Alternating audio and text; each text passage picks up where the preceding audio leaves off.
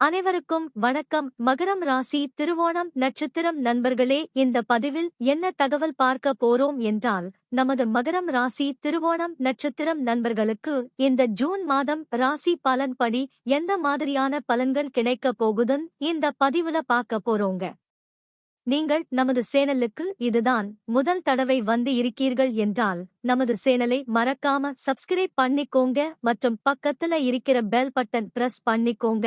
அப்போதான் நமது மகரம் ராசி திருவோணம் நட்சத்திரம் பத்தி எந்த பதிவு போட்டோம் என்றாலும் நோட்டிபிகேஷன் வழியாக உங்களுக்கு தகவல் தெரியப்படுத்த முடியும். மகரம் ராசி காலபுருஷ தத்துவப்படி 10வது ராசி ஆகும். சர ராசிகளில் ஒரு ராசி மகரம் ராசி மற்றும் பூமி தத்துவ ராசி நமது மகரம் ராசி. மேலும் மகரம் ராசியுடன் 3 நட்சத்திரங்கள் கொண்ட 9 பாதத்து நண்பர்கள் உள் அடங்குவீர்கள்.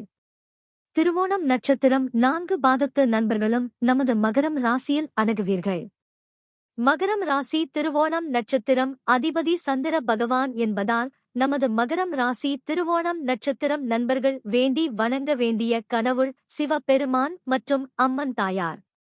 உங்களால் முடியும் என்றால் ஒவ்வொரு வார வெள்ளிக்கிழமை உங்கள் வீட்டின் அருகில் இருக்கின்ற சிவபெருமான் மற்றும் அம்மன் தாயார் கோவிலுக்கு சென்று கடவுள் வழிபாடு செய்துவிட்டு வாருங்கள்.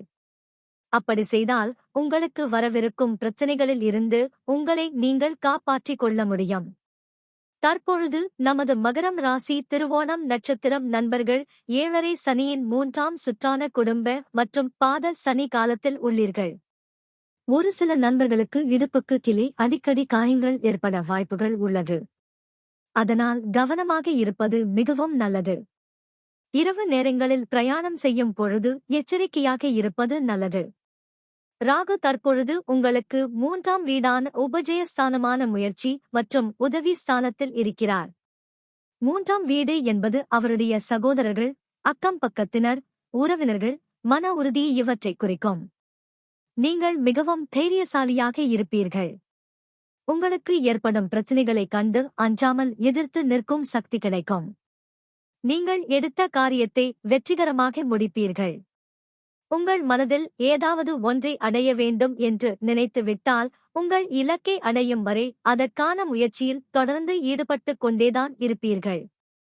எதிரிகள் உங்களுக்கு நிறைய பேர் இருக்கலாம். ஆனால் அவர்களால் உங்களை ஜெயிப்பது கஷ்டம்.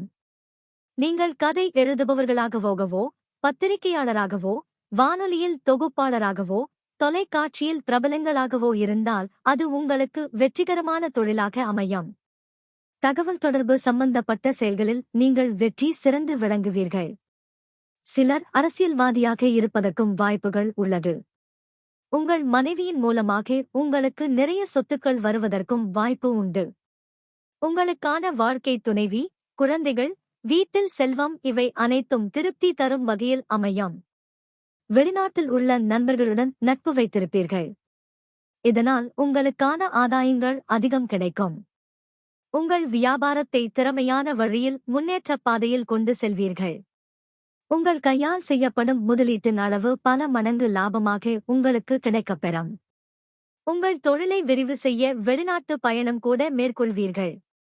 தற்பொழுது சுக்கிரன், புதன், சூரியன் மற்றும் குரு ஆகிய 4 கிரகங்கள் உங்கள் 5ஆம் ஸ்தானமான பூர்வ புண்ணிய ஸ்தானத்தில் இருக்கிறார்கள். 5ஆம் இடத்தில் சுக்கிரன் இருப்பதால் வசதி வாய்ப்பு, பூர்வீக சொத்து, கல்வியில் மேன்மை, மகிழ்ச்சியான மனவாழ்வு, பெண் குழந்தை யோகம் உண்டாகும். 5ஆம் இடத்தில் புதன் இருப்பதால் என்ன பலன் என்பதை பார்ப்போம். நீங்கள் நகைச்சுவை உணர்வு மிக்கவராக இருப்பீர்கள். உங்களுக்கு பட்டப்பேர் ஒன்று இருக்கும். மிமிக்ரி செய்வதில் நீங்கள் வல்லவர்கள். நீங்கள் காதல் உணர்வு மிக்கவராக இருப்பீர்கள். நீங்கள் மேடையில் பேசும்போது உங்கள் பேச்சை அனைவரும் இரசித்து கேட்பார்கள். நல்ல அறிவு மற்றும் திறமை உள்ளவராக நீங்கள் இருப்பீர்கள். 5ஆம் இடத்தில் சூரியன் இருப்பதால் என்ன பலன் என்பதை பார்ப்போம். 5ஆம் வீட்டில் சூரியன் இருப்பதால் நீங்கள் புத்திசாலி மற்றும் ஆற்றல் நிறைந்தவர்கள். உங்களின் பலம் தைரியமாகவும் விசித்திரமாகவும் இருக்கும். நீங்கள் மற்றவர்களிடம் அதிக உணர்திறன் உடையவர்கள். 5ஆம் வீட்டில் சூரியன் இருக்கும் நீங்கள் பொதுவாக உங்களை சுற்றியுள்ளவர்களால் விரும்பப்படுவீர்கள். நீங்கள் ஆபத்து மற்றும் புதிய சாகசங்களை எடுப்பதில் துணிச்சலானவர்கள். சில சமயங்களில் சூதாட்டம் மற்றும் பந்தயம் கட்டும் பழக்கத்தை நோக்கி உங்களை அழைத்துச் செல்கிறது. வாழ்க்கையின் பல்வேறு அம்சங்களில் சிறந்து விளங்குவீர்கள். 5ஆம் வீட்டில் குரு இருந்தால் நல்ல அறிவாற்றல் ஏற்படும். பரந்த மனப்பான்மை, பொதுக்காரிய ஈடுபாடு ஏற்படும். சிறந்த குடும்ப வாழ்க்கை அமையும். பெரியோர்களின் ஆசி கிடைக்கும்.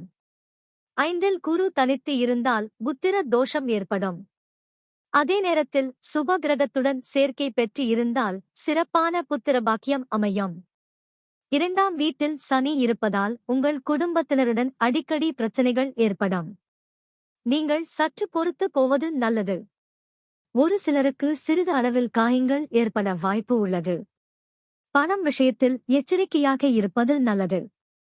நீங்க கொடுக்கல் வாங்கல் தொழில் செய்பவராக இருந்தால் மிக எச்சரிக்கையாக இருப்பது நல்லது. கடன் வாங்குவதற்கு முன்னர் யோசிப்பது நல்லது. உங்கள் ரகசியங்களை யாரிடமும் பகிர்ந்து கொள்ளாமல் இருப்பது நல்லது. வேலை செய்யும் இடத்துல உங்களுக்கும் உங்கள் உயர் அதிகாரிக்கும் பிரச்சனைகள் ஏற்பட வாய்ப்பு உள்ளது. நீங்கள் அமைதியாக சென்றால் பதவி உயர்வு மற்றும் ஊதிய உயர்வு கிடைக்க வாய்ப்புகள் உள்ளது. குருவின் பார்வை பலன்கள் பற்றி பார்ப்போம். குரு உங்கள் 5ஆம் இடத்தில் இருந்து 9ஆம் இடமான பாக்கியஸ்தானத்தை பார்க்கிறார். இதனால் உங்களுக்கு திருமண யோகம் உண்டாகும். உங்கள் ஜாதகத்தில் செவ்வாய் தோஷமோ அல்லது கால சர்ப்ப தோஷமோ இருந்தால் அதற்கு தகுந்த மாதிரி பரிகாரம் செய்துவிட்டால் உங்களுக்கு ஏற்ற வரன் வெகு விரைவில் கிடைத்துவிடும். மற்றும் உங்கள் தந்தை உடல்நிலை மிக சிறப்பாகவும் ஆரோக்கியமாகவும் இருக்கும். தந்தை வழி சொத்துக்கள் வந்து சேரும். குரு உங்கள் 11ஆம் இடமான லாப மற்றும் மூத்த சகோதர சகோதரிகள் ஸ்தானத்தை பார்க்கிறார். இதனால் உங்களுக்கு செய்யும் தொழிலில் லாபம் கிடைக்கும். புதிய வேலை தேடுபவர்களுக்கு நிச்சயம் வேலை கிடைக்கும். கான்ட்ராக்ட் வேலையில் இருப்பவர்களுக்கு வேலை நிரந்தரம் ஆகும். அரசாங்க உத்தியோகம் எதிர்பார்க்கும் நண்பர்களுக்கு நல்ல அரசாங்க உத்தியோகம் கிடைக்கும். விவசாயம் செய்பவர்களுக்கு நல்ல லாபம் கிடைக்கும். புதிய தொழில் ஆரம்பிக்க வங்கியில் லோன் கிடைக்கும். உங்களுக்கு மற்றும் உங்கள் சகோதர சகோதரிகளுக்கு இருந்து வந்த கருத்து வேறுபாடுகள் விலகும். சொத்து சம்பந்தமான பிரச்சனைகள் நல்ல முடிவுக்கு வரும். முதல் திருமணம் விவாகரத்து ஆனவர்களுக்கு 2ஆம் திருமணம் கைகூடும். குரு உங்கள் முதல் இடமான ராசியை பார்க்கிறார். இதனால் உங்களுக்கு வாழ்க்கையில் பேரும் புகழும் கிடைக்கும். உங்களுக்கு சமூகத்தில் மதிப்பு மரியாதை உயரும். சமூகத்தில் இருக்கின்ற மிக பெரிய நபர்களில் தொடர்பு கிடைக்கும். கேது உங்கள் 9ஆம் இடத்தில் இருக்கிறார். இதனால் உங்கள் தந்தை உடல் நலத்தில் அக்கறை எடுத்துக் கொள்வது நல்லது. எனினும் குருவின் பார்வை கேது மேல் விழுவதால் உங்கள் தந்தைக்கு எந்த பிரச்சனைகளும் ஏற்படாது. தந்தை வழி சொத்துக்கள் கிடைக்காமல் கோர்ட் கேஸ் இருந்தால் உங்களுக்கு சாதகமான தீர்ப்பு உங்களுக்கு வரும். மேலும் நாம் கூறிய கோச்சார ரீதியான பொது பலன்கள் உங்களுக்கு பிடித்து இருந்தால் நமது சேனலை மறக்காம சப்ஸ்கிரைப் பண்ணிக்கோங்க. இந்த பதிவை பார்த்தமைக்கு மிக்க நன்றி. வணக்கம்.